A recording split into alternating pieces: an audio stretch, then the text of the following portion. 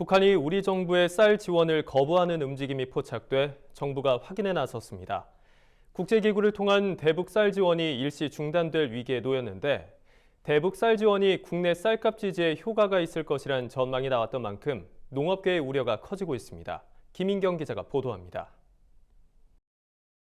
북한이 우리 정부가 유엔 세계 식량 계획 WFP를 통해 제공할 예정이던 국내산 쌀 5만 톤에 대해 수령 거부 의사를 밝혔다고 최근 한 매체가 보도했습니다. WFP 평양 사무소가 북한 외무성 담당자와 실무 협의를 진행하는 과정에서 북측으로부터 이 같은 입장을 듣고 이를 통일부에 전달했다는 보도가 이어지고 있습니다. 8월로 예정된 한미 연합 지휘소 연습을 문제 삼아 북한이 남한으로부터의 쌀 수령 거부 의사를 밝혔다는 설명입니다. 우리 정부는 2010년 이후 9년 만에 북한에 쌀을 지원하겠다고 지난 6월 19일 공식 발표했습니다.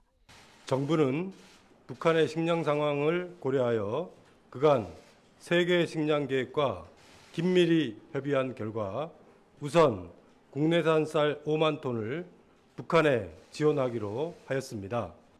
정부는 이후 WFP와 양해각서를 체결하고 북한 항구까지 쌀을 수송하는 비용, 북한 내 분배와 모니터링 비용 등 총 1,177만 4천여 달러, 우리 돈으로 약 141억 원의 비용을 WFP에 지급할 계획이었습니다.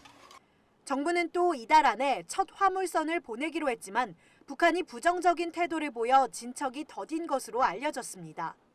통일부 관계자는 기자들에게 이 같은 기류가 북한의 내부적 입장이라고 선을 긋고 WFP를 통해 북측 공식 입장을 확인하는 중이라고 밝혔습니다.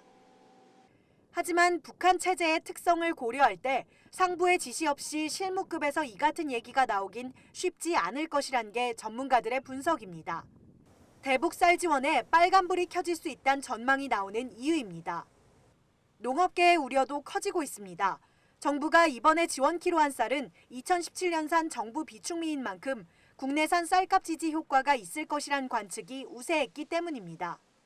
최근 열린 농산물값 폭락 대책 촉구 전국 생산자 대회에서도 농민들은 북한의 쌀과 보리, 밀 등 주요 곡물을 최소 40만 톤 이상 지원해 국내 수급 안정을 도모해달라고 정부에 요구했습니다. 이런 가운데 최근 북한 인구의 절반가량이 영양 결핍에 시달리고 있다는 보고서가 나와 주목됩니다. 최근 유엔 식량 농업기구인 FAO와 WFP 등 5개 기구는 2019년 세계 식량 안보와 영양 상태 보고서를 발간하고 2016년에서 2018년 북한에서 1,220만 명의 주민들이 영양 결핍을 겪었다고 밝혔습니다. 이는 북한 인구의 47.8%에 달하는 수치로 영양 결핍 인구의 비율이 전 세계 국가 가운데 4번째로 높습니다. 대북 식량 지원이 인도적 차원에서라도 반드시 필요하다는데 설득력이 커지는 겁니다. 남아도는 국내산 쌀 재고 해소에 도움이 될 전망이던 대북 쌀 지원이 뜻밖의 난관에 부딪히면서 쌀농가들의 근심도 커지고 있습니다. 정부 차원의 기민한 대응이 필요해 보입니다. NBS 뉴스 김인경입니다.